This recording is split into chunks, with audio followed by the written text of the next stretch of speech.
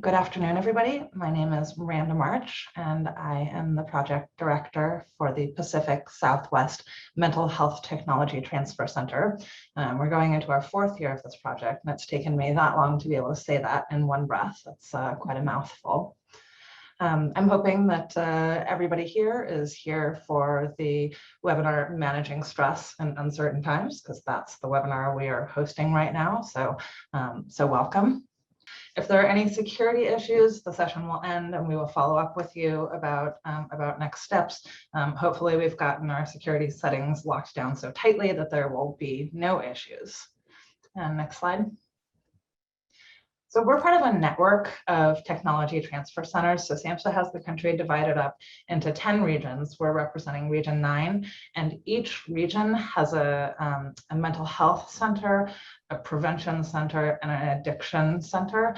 And each of these are teams of dedicated specialists that are devoted to serving the particular regions. So if you're in Region 9, the center is your rep, but we also welcome you to connect to your own regional centers. And next slide. So we are primarily a technical assistance and training project. Our mandate is to serve the Region 9 workforce and the national workforce in mental health. If you look at the next slide, you can see that we offer a variety of different kinds of services. We try to really match our strategies to individual learning styles so we can make sure that your people are learning in the ways that feel most efficient and best to everybody. So encourage you to check out our website and see all the cool stuff we have to offer there. And next slide. And next slide. Next slide. All right, so you actually did not come here to listen to me do housekeeping. I would like to introduce Kata Weingarten, who is going to be leading this session today, and I'm going to turn it over to Kata. And did you want to do something about the caption? Oh, excuse me, yes. Before I turn it over to Kata, I'm going to turn it over to Joanne, who is going to address a question about captioning. Thank you, Miranda. Yes, I just wanted to let everybody know that we have enabled closed captioning and accessibility settings on today's session.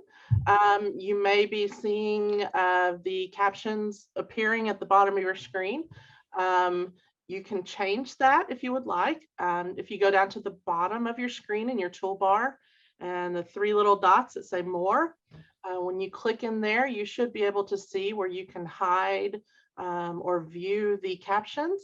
And then there's also these settings for them. So you should see subtitle settings in there as well. And that will give you the ability to adjust your accessibility settings. You can change your font size, screen reader alerts if you're using a screen reader, chat text display size. So all of the options are right there. So if you need to make changes to the captions or your accessibility features, you can do it using that settings button at the bottom of your screen. And if you have any issues, you can just send me a message in the chat. I'm Joanne, and I'll do what I can to help you. So I'll pass it back. Thanks, Joanne. All right, this time for sure, announcing Dr. Kata Weingarten. Thank you. Thank you. Okay. So for some of you, this is going to be the second in a series. And for some of you, this is the first time that you're hearing me speak. So one more thing that I'm asking Joanne to do is to set up a poll so that I do have a sense of whether or not you attended the first session. Okay, thank you. I think I have a sense of that. I'm not sure how I can get rid of the poll. There we go. I don't have a conflict of interest, and the program that I direct is the Witness to Witness program, which is a program housed within and connected to Migrant Clinicians Network. This is a little bit about me, but I think you've all read my bio. We don't have to do that. So I am going to do a little bit of scene setting. Most of us occupy many different roles in our lives. And for those of you who were at the first webinar, there is some repetition of material. Hopefully I'll give anecdotes that are different, but my suggestion, well, of course, some people really like the hearing the material again. They hear it differently. They're in a different space-time moment. Another possibility, as another suggestion, is if you listen to the slide that you recall from the last session, if you listen to it from the perspective of yourself personally, you might listen to it this time in your professional role, or vice versa. So since most of us are professionals and we're just people living in the world, and we're members of families, and we're friends, and we're neighbors, there really are a range of ways that you can apply the material to yourself or to somebody else, the people you work with, family members, your best friend. So why is it important to set the stage of our current context, which I'm going to be doing in a moment? And really the heart of my work for the last 30 plus years is around a model of witnessing and a concept of witnessing. And that's kind of underlies everything that I'm going to be presenting today. So one of the reasons I'm going to be going into material about this is kind of what's going on, kind of nationally, not globally, but nationally, and for many of us locally as well, is because we are witnesses to these events that are happening in our world, to suffering and troubles. And very specifically, we're witnesses to the people we serve. So I am, and those of you who were last time, you've already done this, but it's going to be different if you do it today. So I'm asking us all just to take a moment, and I'm asking you this question. What has it been like for you when you've been truly witnessed? That is, when someone has listened to you with compassion. What has it been like for you when you have fully witnessed someone? So those are two separate things, but just pause for a moment and let's reflect on that. What has that been like?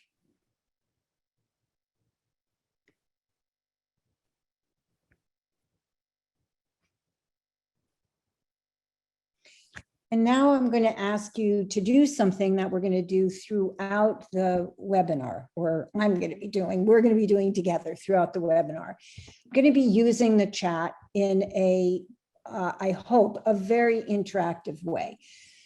If you have comments, please put them in, and Miranda is going to relay them to me. I am not going to experience questions or comments as interruptions. I'm going to experience as being in a conversation together about material that hopefully is important to you. It's certainly really important to me. So my first time asking you to use the chat is if you could just put in a word or a phrase of what this little moment of reflection was like for you. What has it been like when you have been listened to with compassion or listened to somebody else with compassion? What has it been like? Just enter a word or a phrase, and Miranda will just read out a few of them. I've got seen, validating, comforting, passionate, connecting, acknowledged, heard, honored, safe, more connected, heartwarming, humbling, cared for, tender, weightless. Wonderful words. Unfortunately, they saved the chat for me so that I'm able to read them later, and I really, really appreciate doing that. Witnessing is a two-sided coin, and so we've just had an experience of the positive part of witnessing. Witnessing that's intentional, when we choose to do it, when we're in a circumstance where somebody is intentionally choosing to be a compassionate witness to us. But some of what we are going to be talking about today has to do with what happens when there's unintentional witnessing or witnessing that we do in circumstances that are compelling, but very challenging and difficult, sometimes even toxic. Now, with that said, because this is a webinar, we're going to be talking about stress and worry and anxiety and things that are difficult. I do want to be sure that you're really clear from me that you have the slides. There's an archive of the webinar. If you need to take a break, absolutely do that. You can come back, you can go in and out. It's really important that you take care of yourself through the webinar. There are going to be moments I'm going to do that too. We're going to take some deep breaths at times through the webinar. And that's kind of, that's how we get through a day. That's how we get through our work. That's how we get through our lives. We do it by paying attention to what we need in a particular moment. So again, we are going to take a few moments to talk about where we are now. And, I know that we is a little complicated, but for the moment, that we is going to be us. Those of you who 111 people, it's a terrific number, 111, who are on the webinar, but also we is also includes the people you interact with, the people you work with, the people you live with. So this is a diagram. It was developed over 20 years ago, and it looks at phases of disaster. And the disaster that I'm going to be attending to here is the COVID pandemic. And you can see that at a certain point, kind of in the beginning, there was a phase that many people regarded healthcare workers, support people, essential workers as heroic. We might call that the honeymoon phase. But then things really slid and things became very difficult for a very long time. We've really been at this for 18 months. And depending on where you live, you might be in a phase where the Delta variant is proliferating, and that's raising concerns. But for many people, you can see that there's a dotted line sort of towards the right. After a year, things started to improve. Sometimes it was because more systems were in place and where you were working or living. Vaccines might have been available. You might have made a decision to be doubly vaccinated or get the J&J, and things started to be better. But this is also a phase that has its own dilemmas and challenges, because for many, many people, it's not ever going to be the same. It doesn't feel normal, and there are all kinds of issues that are coming up in the transition. So one of the things that I want to do, kind of to get a pulse or a sense of where you are, is to show you what are considered dimensions of a disaster. Predictability, how controllable is it? How fast did it come on? How long did it last? How severe? How intense has the disaster been? So I'm going to ask people to put numbers into the chat on a scale of 1 to 10, where 10 is the absolutely most difficult you could imagine a disaster being, and it may have been a 10 at some point in the last 18 months. But now I'm going to really ask, where are you now on a scale of 1 to 10? How challenging is it? And if you could just enter a number from 1 to 10. Got a lot of 8s and 9s, a few 3s and 4s. Yeah. Okay. So what's interesting there is there's a big spread, and I can't ask people to say why they're putting the particular number, but I think for our purposes, what's really important is that there are a lot of factors that go into the experience of how challenging and difficult the pandemic is now. And for some people, things really are getting better. And for other people, they're still really difficult. So now I'm going to present some data. For those of you who were here last time, none of these next few slides are the same. This is different. So in 2019, the estimates of adults reporting symptoms of anxiety or depression was about 11%. Whereas in January of this year, it was about 41%. So that's a massive difference. People who do screening online, you can see again, in 2020, there was a dramatic increase in the numbers of people looking for help who used a self-screening survey from Mental Health America. Here's another kind of way of thinking about what's going on now for people. At the moment, there's an estimate of 53 million adults in the United States are caregivers. That's a really big number. But if you link it to this one, 53% of those caregivers did not feel that they had a choice. So that's a lot of people. That's 27 million people caring for either an adult or a child and not wanting to be doing it, but doing it. By age, this is something that has come out consistently, that the older we are, there have to be some benefits of age. The older we are, the less anxiety and depression people have had.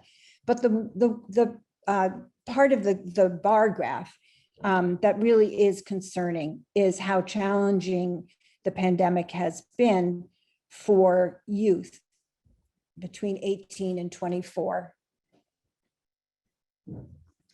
Also, there's been a direct correlation with income.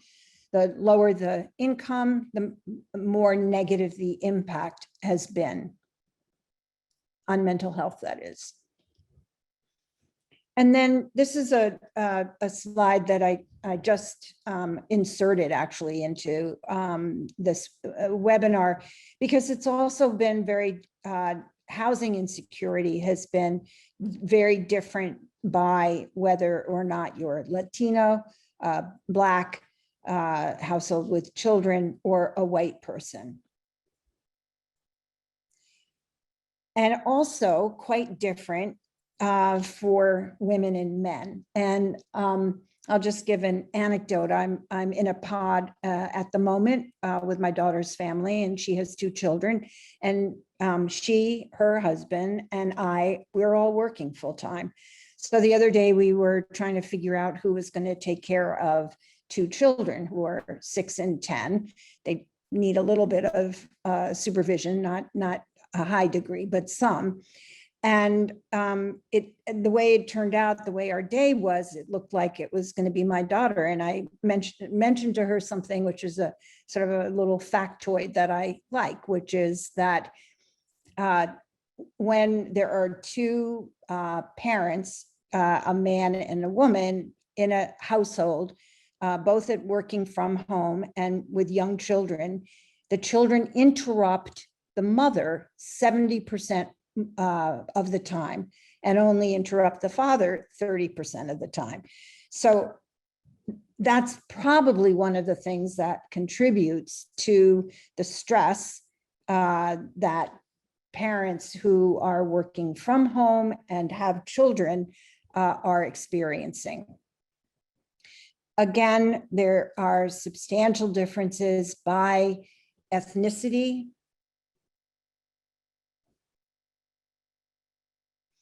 And I think this is the final one, that parents, unpaid caregivers of adults and parent caregivers had significantly worse mental health than adults not in those roles, and 5 times the odds of adverse mental health symptoms if they were parents and caregivers, had that double role. And the one thing that they also were able to identify was that if a person had somebody else to rely on for support, it lowered their odds or their chances of experiencing any adverse mental health symptoms. So I'm going to pause there and just say, when we take a look at that kind of overview, first of all, let's just all take a breath, ground ourselves, put our feet on the ground. So that's the first thing. We're all going to just take a deep breath, because that's the air we're breathing. This is the water we're swimming in for many people, maybe most people. So here's another question in the chat. Did that overview, looking at kind of the statistics, does it match up with what you're experiencing, what the people you work with are experiencing? So the question, it's yes, no. Does it map onto your reality? Yes, yes, yes, yes, yes, yes. Not a single no so far. Okay, it's always a relief. Oh, yeah. when it's mapping onto people's reality. So the next part of what we're going to do is to say, okay, if this is, the air we breathe, the water that we're swimming in, and the we in this instance is we are people, we do this work in our bodies. So what does that mean for us? Well, one of the things that it means is that when we are witnesses, and now I'm going to kind of go back to the image or the metaphor of witnessing being a two-sided coin. There's the witnessing that we choose, compassionate witnessing, and hopefully some of you, maybe all of you, are able to do that some of the time in your lives, in your work context. But there's another kind of witnessing where we witness events, experiences, interactions that are challenging, that are difficult, that may be violent, that may be toxic. And our everyday witnessing is on a continuum. And some of it, depending on our social location, there's some things that are completely ordinary that are also on a continuum from, let's say, positive to negative. Let's say, call it compassionate. We observe things that are compassionate, or we have opportunities to express compassion, to listen. And the other end of that continuum is that there's something toxic that's happened. So on the ordinary side, there's that very range from comfortable, easy to toxic. And on the extraordinary end of the range, it's that way. And everyday witnessing for most of us has some aspect of this range, because even if our own lives are fairly protected, we listen to the news, or we're on social media, or somebody sends us a text. It's almost impossible to shield ourselves from the range of what we take in on a daily basis as witnesses. So the kind of the heart of the conceptual model, the theoretical work that I've done for the last 30 years is kind of condensed here in the witness position model. And it is a combination of bystander theory and trauma theory. And I've tried to put them together and say, much of the witnessing that we do on the side of that coin, let's say toxic witnessing, unintentional witnessing, on that side, we're not really, bystanders, as if, it rolls off our back. It doesn't really affect us. For many of us, when we are witnessing something that is violent or toxic, we take it in, and it is can be very problematic. But it's important, I think, and I have thought for a long time now, to understand that even when we are witnesses, there's not just one way or position from which we are witnesses. There are at least four. And so I'm going to go through this and say that I've presented this model in many, many parts of the world. And often I'm presenting to healthcare workers, to service providers, and far and away, the most common position that people express to me that they feel that they're in is in that yellow square. And for those of you who were at the webinar last week, I'm giving a different example. But some of the concepts are going to have to be the same. So you'll have to deal somehow. The position of being in a position where you are seeing something that's difficult, you're aware of that, but you feel disempowered in relation to what it is you're witnessing. You could feel disempowered because you don't have the training that you would need to respond in a way that would feel adequate or appropriate to you. But often the situation is that you just don't have, you don't have the external resources that you need. And we saw this in spades in the beginning of the pandemic when healthcare workers needed PPE. They were completely aware that they were going into, let's say, into an ED and they weren't protected and they didn't have the external resources and they felt disempowered in relation to going up to a new patient who might or might not have COVID. What we are trying to do in all of our work is to figure out what can we do, what can we do, what can the systems of which we are a part do so that we can move into the only position that's protective of us. And that's moving into the aware and empowered position. Oftentimes, and I'm going to look at it in a slightly different way in a moment, we get so frustrated being in the aware and disempowered position that we think, the only solution is to move into unawareness. And so we withdraw, we space out, we go home, we drink too much, we watch stupid things on YouTube. And it does work. I mean, it does work temporarily. But in terms of our lives, in terms of our work, in terms of calling and purpose we have for ourselves and our communities in the world, the temporary relief is fine and it's inadequate.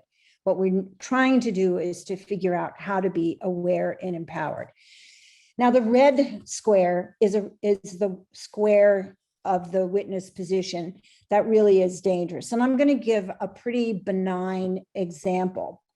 Last week, I gave a difficult, challenging example, the situation with George Floyd's murder and the Derek Chauvin, the position that he was in, and other people who were had been labeled bystanders, and other people who arrived on the scene who were in positions of power, who ended up, I believe, in the red square. I'm not going to go into that example in any depth. I'm going to give a much more mundane example, just so that we can think together about that red square.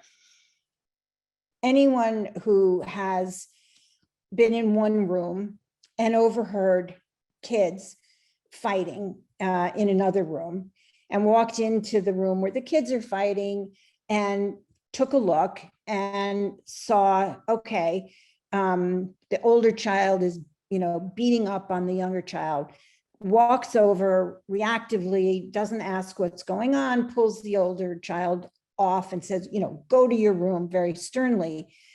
It's quite possible, because you don't know what the context is, that you're empowered because you're the parent, but you're actually an unaware witness. You don't really know what's happened. And it could have been that the younger child initiated it, was really, going at the older child, and you happen to walk in just at the moment that the older child let fly at the younger child.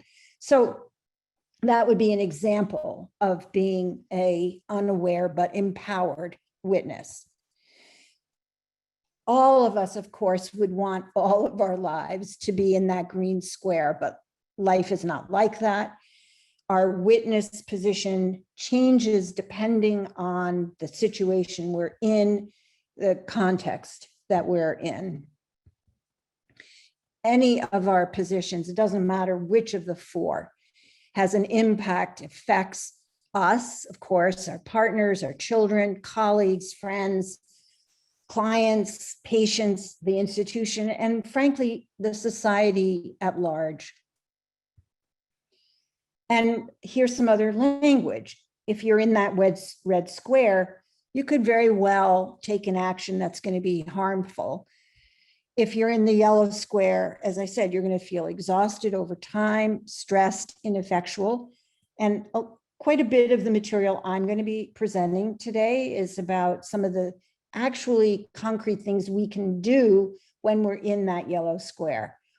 But overall, the goal of my work, the Witness to Witness program, is to help people figure out how to move into that green square.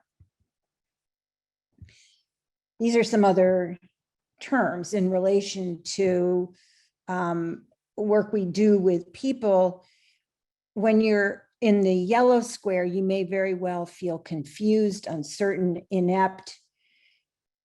In that red square, critical, hurtful, cruel. And what we all want to do is feel attuned and helpful and thoughtful. So that's, where we're headed. And as I mentioned, the goal from option 4 is to move up into square 1 rather than over. So it's kind of a little cute phrase, moving up, not over. Okay, so I'm going to pause here. I'm going to go back to that one. And just again, that was a lot of material. I went through it pretty fast, but we're going to do a couple of things. So the first is just take a moment and I'd like you to put a number into the chat as to what you feel kind of overall is your dominant position. Like where in this grid do you find yourself most often? And now specifically in relation to your work. See a lot of 4s, a couple of 3s, more 4s, 1, 1. Okay. 3s. Okay, so, if I've presented this material, let's say in 20 countries in the world to thousands of people, yes, without a doubt, I'd say that 85% of the time people, we haven't had Zoom and we haven't chat. I've been actually in rooms with people, but they raise their hand. They say it's number 4. Often I'll ask people to close their eyes and raise their hand. And, I get a different sense of the room than if people are in a room with each other, with their work colleagues. And I've asked that question. So now I'm going to ask it a slightly different way, which is to say, in your work context, do you feel that there are people who you would identify as operating, not all the time, but some of the time, in that red square, in square number 2? So this one's just a yes, no. Yes, yes, yes, yes, yes, yes, yes, yes, yes, yes. Okay, so one of the things that makes work difficult is that often we are in work settings where we experience our managers, our colleagues,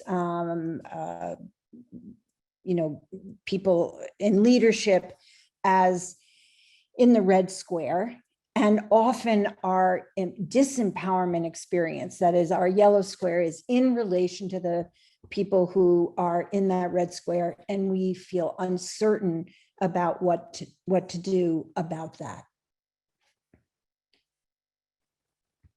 Okay, so again, we're doing this work, we go through our lives, we are at work, we're in bodies, and our biology has an impact on our psychology, and our psychology has an impact on our biology. And of course, there's a spiritual context for many people and an interpersonal, but for right now, I'm just kind of focusing in on that little, body, mind, body, emotion linkage. And again, people who saw this slide last week, you might have a different response to it this week, who knows? But the point I'm trying to make here is that our bodies give us incredibly reliable cues that we can use as clues for how we're feeling in a particular situation. So this is not an exhaustive list. This is just, some experiences that people have. But it turns out that for most people, you don't go through a repertoire of, 10 or 20 sensations in your body that clue you that you're dysregulated, that you're upset. For most of us, we have 2 or 3 sensations, and they are pretty reliable indicators that we're upset. So just kind of take a moment and see whether, again, it does, you might have your own description of what the sensation in your body is that gives a clue. But my point is going to be that it's really helpful to know what the cue is. And likewise, we have psychological experiences. And again, it's really unlikely that somebody has many of these, but it is likely that you have your own, or one of these, or 2 of these, or 3 of these as pretty reliable indicators when you're emotionally dysregulated of what's going on. So how do we take care of ourselves, which is going to be essential if we're going to do our work? Well, in order to do that, we have to understand what's going on for us. And one of the easiest things I think we can do is to know what our cues are. So again, just into the chat, how many of you are pretty clear about what your body cues are or your psychological, emotional cues are? Just a yes, no.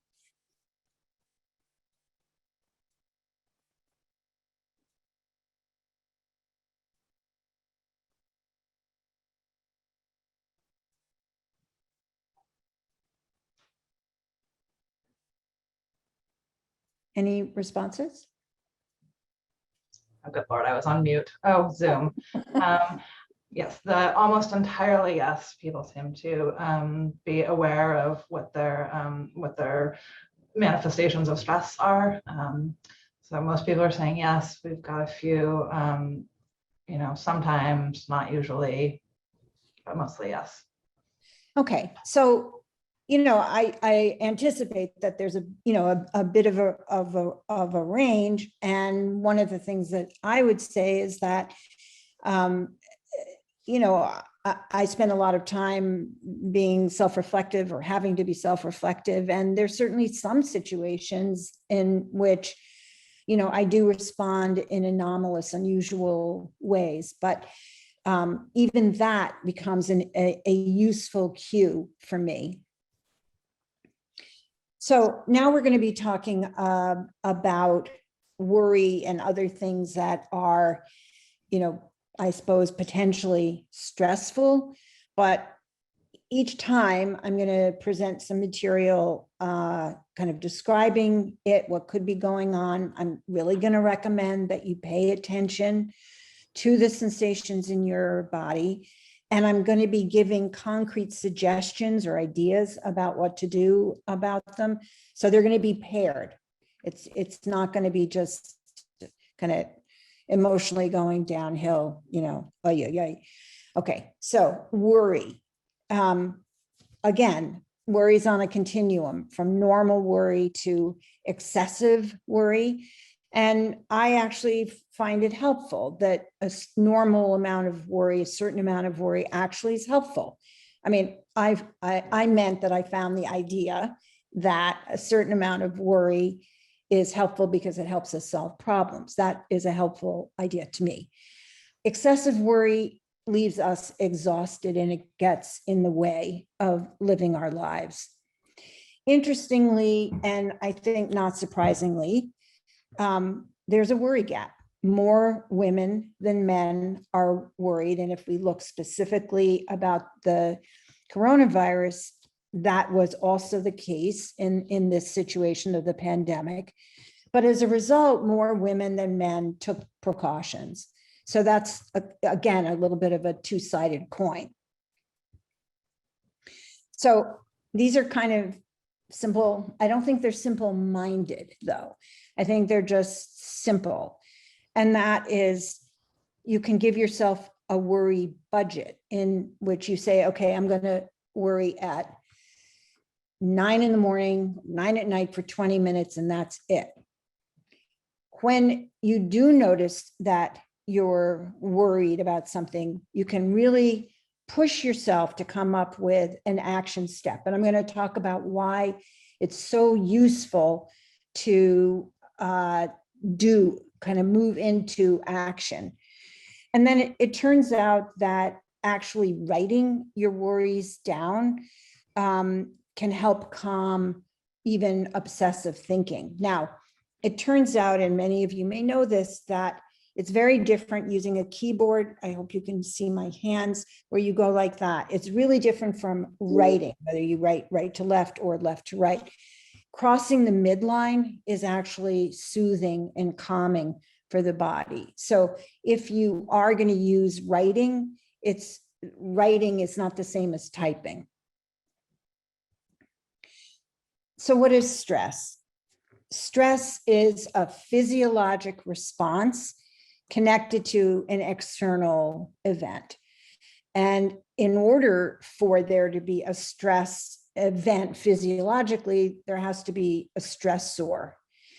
So stress is defined as a reaction to an environmental change or force that exceeds the individual's resources. And that can be even for a moment. So right before we were supposed to get on the webinar, I had some difficulty, Miranda had some difficulty signing in. And, there's nothing worse than thinking, I'm not going to, we're giving a webinar, we're not even going to be able to get on it ourselves. So I definitely could feel that I was breathing more shallowly, and it took a while once we did get on to ground ourselves. That was an external event, and there was a really clear physiologic response. Now, one of the things that contributes to stress, and it is maybe counterintuitive, is that sometimes it's the very meaningfulness of the work that contributes to stress, because we do behaviors precisely because the work is important to us and it's meaningful that actually make it stressful. So we stay late, or we accept a larger caseload, or we say we'll do it even when we know that we're completely on overload. And there is acute and chronic stress. In chronic stress, we stay in fight flight mode. And we have learned, and there's a tremendous amount of research about this, that it can have negative health consequences. So I really like this graphic of the stress continuum. I think it's kind of simplifies things. It makes it kind of easy. So on the stress continuum is that there's a little bit of stress, but you're fine. You can manage it. You're good to go. When you get into the yellow zone, you can feel that you're reacting. You might be anxious, or you might be somebody who gets irritable. Maybe your behavior changes a little bit. But it's mild and it's transient. And, after a day or so, it seems to be okay. In that orange zone, it's got lasting impacts, and people notice you're different. There are clearly personality changes. And at the red zone, stress, there are what is called stress injuries. And at that point, typically a person has a diagnosis. So now I'm going to also ask you a question, and I'm going to ask it not about yourself, but I want you to think about somebody at work who you care about, and just write down the color: green, yellow, orange, red. Where are they on this continuum?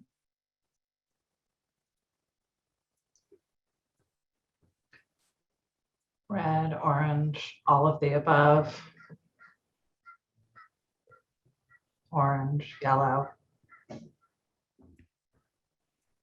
Yellow, orange, mostly yellows and orange. Okay. So for most of us, interacting with our colleagues, people that we care about who are in the yellow zone, we can absorb that. We are witnesses to it. We absorb that. When we're interacting with people who are in the orange zone, it becomes more complicated. It's more complicated about how to be supportive. It has an impact on us when we do our work. So that's sort of something to think about. If you're in a work setting and everybody is in the orange zone, that's a really different work experience than if most people are in the green zone and occasionally, a person, two people are in the yellow zone. And it's always very, very problematic. It stands out, and usually it's a kind of a work crisis if somebody's in the red zone. So 3 things to manage stress. Exercise. Some people like that as a recommendation, and some people, hold their nose. It's not what they want to hear, but exercise really does help. You have to get clear on what is and is not in your control, which is easier said than done, as in the third point, which is not to compare yourself with other people. But those actually are, managing stress is not rocket science. It's hard to do, but it is doable. So what is anxiety? Well, it's actually worry plus stress. And again, I think most of us had the experience. We understood, and we might have understood it in our bodies, that uncertainty makes anxiety stronger. And again, there are 3 things to help with anxiety. We can limit our sugar, alcohol, and caffeine intake, because anxiety is a physiological, or has a really strong physiologic component, and sugar, alcohol, and caffeine are stimulants, and so they are going to have an impact. Very, very simply, you can check in with your toes. How do they feel? You wiggle them, you refocus, you try to break the anxiety loop. And when you're in the middle of an anxiety episode, not a panic attack, that's really qualitatively different. It is really important to distract yourself. That is something that can work. You can listen to music, jumping rope for 5 minutes, or even 1 minute, doing 10 jumping jacks. a lot of people who feel anxious have said just literally doing 10 jumping jacks kind of broke the cycle. And again, anxiety, adversity, those are not bad things. The issue is that it has to be in proportion. So there's a lot of evidence and research and theory that exposure to moderate levels of adversity actually predicts better mental health and well-being than either exposure to a very high level of adversity or no adversity at all. So now I am going to suggest that we all take a deep breath. We've just looked at worry, stress, anxiety, but also hopefully some of the suggestions about how to manage that are useful. We've got another suggestion in the chat box, which is that one way to manage anxiety is to do math, to start at 100 and count backwards by threes. That can actually calm you down. That's a great idea. I've also heard that for somebody who's having a really intense anxiety, putting an ice cube on your eyelid is very effective. Okay, so this is probably, it's very obvious that emotion and thought are connected to different parts of our brain. They relate to the context that we're currently in. Obviously, our current experience is related to our past experience, our culture, and interestingly, also to the language we speak. So many of my colleagues speak Spanish as a first language, and they tell me that they feel and think often differently when they're speaking in Spanish and when they're speaking in English.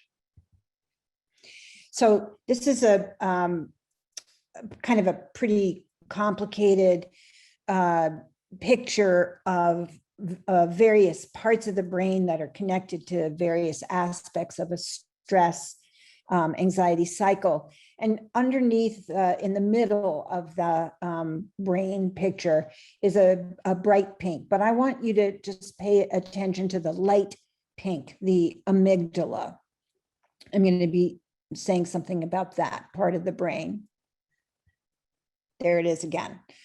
So the amygdala, I think it's in Latin, although I'm not positive, it means almond, and it's an almond-shaped structure in the brain. And that is the kind of the hub, if you will, of our emotional network. So I'm going to be talking a little bit and trying to connect experiences that I think we all have of being triggered and talk about where it's coming from in our brains and therefore what we can do about it. So a trigger is simply a stimulus that invokes a disproportionately negative response. And it doesn't have to be triggered by an extreme remark or something that resurfaces PTSD or trauma. It can be something relatively minor. Somebody could roll their eyes at you, or somebody says, I don't care. No one stimulus is universally triggering, and you have to have a trigger for someone to pull it. And we all have different triggers. So if I'm in a circumstance and I get triggered, I can't look to the person next to me for confirmation that they're being triggered. They might be, but they might not be. It's a very individual experience. But what's not individual, what's human, is that triggered responses or highly distressed reactions come from, and I actually located this particular image because I had a 5-year-old last summer who needed to understand reactivity and being triggered or having temper tantrums as a 5-year-old. So this is about two parts of the brain, the downstairs brain and the upstairs brain. And a triggered response comes from the downstairs, not the upstairs brain. So what do I mean by that? Well, we saw the little pink section, light pink section of the amygdala. And there are two ways that we can access the amygdala, which is where our emotional response originates. It's more complicated than that, but that's a center of it. We want to have emotion. We want to have our emotion connected to our thinking, but we can access it either through low road downstairs brain processing or high road. And there are very different outcomes of high and low road approach to our emotional life, our emotional responses.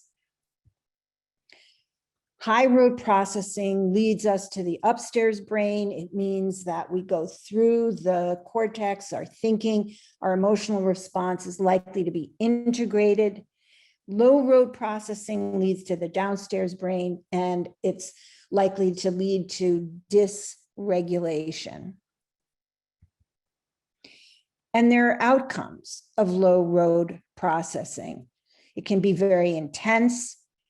It can impair our thinking, our response flexibility, and our behavior can be aggressive, frightening to other people, or we can feel a lot of fear as an outcome of low road processing. So these are the kinds of questions people have who are feeling stressed, anxious, or even traumatized, and who find themselves often being triggered and having low road processing. They'll say, why don't I feel like myself? Or why can't I sleep? Or why am I having stomach problems? Why is my heart racing? Well, the reason is because the person has been triggered and we're using low road processing. We're using the downstairs brain. So I'm going to come back here and again, put into the chat and ask you if you have experiences yourself or with other people who are showing that they're using low road or processing or the downstairs brain. And again, that's just a yes, no, or if you want to put comments in, that's great, fine. Yeah, somebody said they hear all the time from clients the question, why can't I sleep? We got lots of people putting yes, yes, yes into the chat box. Yeah. So I personally find, just sort of going back to this picture, it's just really helpful, and also for children in particular. Once you've established that there's the downstairs and the upstairs brain, I don't use low road and high road processing for children, but you can actually go like that, and it's kind of just a visual, tactile reminder. Hey, let's use the upstairs brain. So again, I want to be presenting, these are things that are problematic, but here are things that we can do. So grounding techniques really do help people access high road processing. So using our senses, using counting or other tools for distraction. So somebody put in counting from 100 backwards by 3. Yes, that's a really key grounding technique. That's sort of the category that's in. Using any kind of body sensation kinds of things, gripping the table, clenching your fist, breathing techniques, getting a drink of water. I'm not dysregulated, but if I were, and just changing your environment by moving around. These are the kinds of things that disrupt a trigger response. And these are really simple. These are things that you can advise other people to do. This is a little more complicated, but one of the things that we are trying also to do is to generate experiences where we are releasing the kinds of hormones that also are relaxing and comforting. And those hormones are the endorphins and oxytocin. And they are called the tend and befriend hormone. And it's mediated by oxytocin. So for a lot of people, not everybody, but for a lot of people, receiving comfort, doing things like even, touching a piece of velvet, something that feels soft and soothing and comforting, really does help. And it can kind of circumvent or cut short a triggered response. So a triggered response and chronic stress often leads to these three kinds of responses: fight, flight, freeze. Now, I'm not going to go into them, but there are two others that I think are important. And there are two more F's. Fawning, which is kind of people pleasing in response to being triggered, and floundering. So I think we've all had the experience of somebody who's clearly very upset, but they just look completely ditzy and confused. Those two responses are not typically, don't lead to, and are not part of the PTSD kind of constellation. But I think it is important to know that there are other ways of responding to being triggered. So what leads to PTSD is when we are chronically in fight, flight, or freeze, and it can lead to post-traumatic stress disorder. But again, there really are very concrete ways to head off PTSD. Many of you, I'm sure, are very familiar with the work of Bessel van der Kolk. He's a colleague of mine in Boston. And right in the beginning of the pandemic, he put together some really useful short videos about just this. How do you head off PTSD? So I'm going to encapsulate his suggestions, and then I've further condensed it. So he says, okay, well, here are conditions that are part of the pandemic, but they're also, of course, parts of many other crises. And he says, okay, these are actions that you can take in relation to the conditions. So lack of predictability, make a schedule, create order. Immobility, and by that he means you just, there were stay-at-home orders, people couldn't go to the gym, they couldn't walk outside, do anything. Do, again, do jumping jacks, get your body moving. Loss of connection. So what are the things you can do? Talk to people, play games, have family meals, try to stay in touch with people. Numbing out and spacing out is a way of dealing with the lack, just the anxiety, the stress of a crisis, but I'm going to use the word pandemic. And he says, again, take agency in small things, really try to work against a possible tendency to withdraw. Loss of a sense of time. Again, make schedules, note moments as being different from the previous one. Really pay attention to that. Loss of a sense of safety. So again, use touch, use music, anything that restores your sense of safety. And then loss of a sense of purpose. So again, really talk to others about what you care about and what you're going to do, what maybe you have already done when the lockdown is over. But these are generally are not just in the context of the pandemic. These are things that people can do to head off PTSD.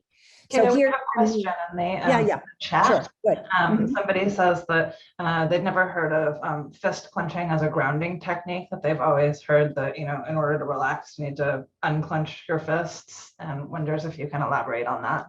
Sure. It's the motion of clenching and then letting go. So it's the tension of the muscles contracting and then the release.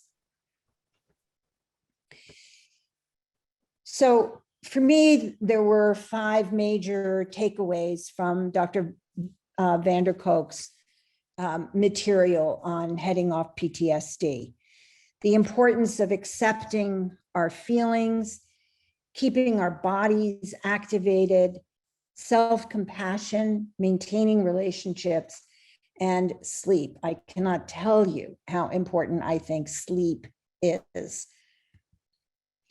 So there was a study that was done in Great Britain of older adults, white adults as it happened, and it turned out that the most protective factor for them was keeping in touch with other people in any way that they could.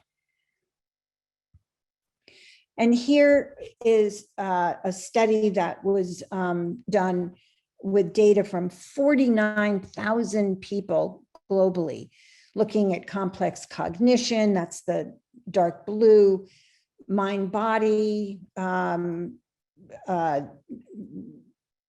symptoms and stuff, your mood, ideas about your social self. And you can see in every instance, the better the night's sleep, more socializing, and more physical exercise in every instance. When you did it several days a week, you had better outcomes. So your mental health was better with good sleep, frequent socializing, and frequent physical exercise. And again, that is not rocket science. What's rocket science is figuring out how to do it, given that we have complicated lives and many, many obligations to many people. So here's another idea about the difference between demoralization and depression. You know, if circumstances change, if the adversity changes, people, when you're feeling dysphoric, or you say to yourself colloquially, I'm depressed, you know, it may not be. It may be that you're demoralized, and you can distinguish it by asking yourself, well, if this horrible situation that I am in were to miraculously disappear overnight, how would I feel? Well, if you say to yourself, I'd feel better, then you're probably not depressed. You're probably demoralized. And for many people, walking around saying you're depressed is actually depressing. So here's this term that I know the word languishing, but I've sort of thought of it in the context of Victorian women. But it's a word that's been applied very generally to people during this 18-month. Feeling blah, lacking in focus, joyless, aimless, muddling through, indifferent to even our own indifference, and just a general absence of well-being. So how many people on this call would say that during this period of time, they have had experiences that now, having this word, this concept, you would name as languishing? Just yes, no. Yes, yes, yes. All capitals. Yes, yes, yes, yes, yes, yes. Another all caps. Yes. Okay, so hopefully that's useful. I mean, you can say to yourself, I'm not depressed, I'm languishing. And there are a couple of things to do about it. One is trying to figure out activities that allow you to be fully absorbed in them. So getting into a state of flow. And I have one, and I actually think that I could do a research project and come up with empirical data to support this, but this is really on the basis of anecdotal evidence and clinical experience for the last 50 plus years. And that is, your brain actually cannot tell the difference between solving a problem that's really big that you really care about, like climate change or world hunger. Let's just take world hunger for a moment. Your brain cannot tell the difference between that and you're setting yourself up for doing something at the end of the day. So if I say to myself, if I wake up in the morning and say, you're going to cook dinner tonight, I am going to get a burst of positive hormones. I'm going to get a blast of endorphins when at 6 o'clock, I start making dinner and by 6:30, it's on the table. My brain actually cannot tell the difference between my having achieved that goal, having been empowered, if you will, kind of moving into that green square by making dinner, as opposed to my solving a really big problem that I also care about. So it's important to realize that setting yourself with small goals and accomplishing them is really a way of managing stress, managing languishing, taking care of ourselves. So, okay, here's the segue. What is self-compassion? Well, it's being kind to ourselves in the presence of our own suffering. It's like being our own best friend. And we ask ourselves the question, what do I need to feel better? We clearly see our own suffering. We want to make it better. And we recognize we're human. And so there is suffering and we're going to suffer. But we can actually have a real clear wish to make ourselves feel better. It works. It's useful. It does a lot of good things.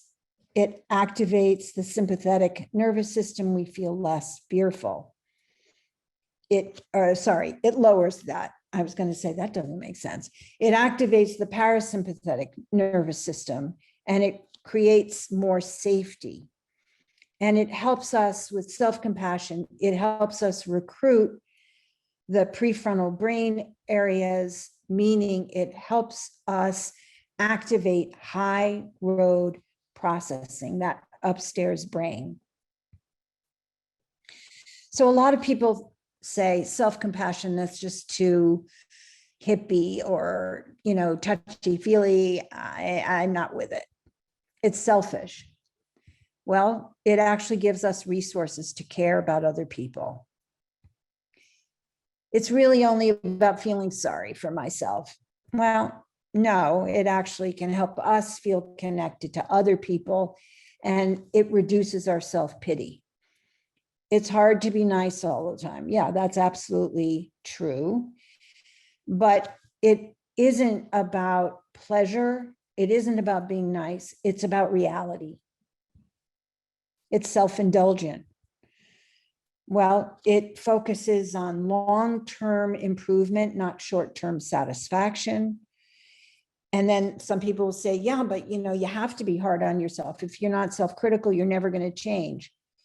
Well, we need to be discerning about what we want to change, but it's really different than being harsh. And again, we'll lack motivation to improve unless we're judgmental. Yeah, probably not. So research on self-compassion shows that it reduces depression, anxiety, and shame, increases happiness, reduces social comparison, which is very useful. It's associated with healthier body image, and there's actually a fair amount of research about it improving eating habits. It definitely reduces caregiver burnout. and it is associated with better health. So there are a lot of advantages to self-compassion, including better sleep. So how do we do it? We're compassionate to others, own a pet, yoga. And then these 3 questions I think are really useful in any situation. How would I treat a friend in this situation? What do I need to comfort myself? And then reminding ourselves, how do I care for myself already? So I'm definitely a convert to self-compassion, as opposed to, for instance, using alcohol to manage. And we know that there's been a huge increase in alcohol use this year. There are some steps, I'm not going to go over it because of time, but they're in the slides that you have. And then what if your children are causing you stress? Well, one flip of that is, well, what do children need? I mean, the pandemic, we know, has been incredibly difficult and challenging for most, if not all, children. So one of the things we can do is to create as safe an environment as possible. We don't, again, kind of the Goldilocks rules need to be flexible, not too many rules, but not too few. We want to spend time together, and it doesn't have to be special. It doesn't have to be a lot. What it does have to do is the child has to have an experience that we are really there. We are really present. Of course, everybody needs that.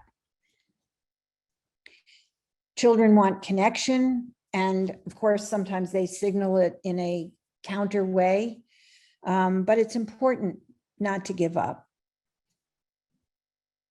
So I'm going to end on this slide with some super quick ways to feel better right away. And again, these are tried and true.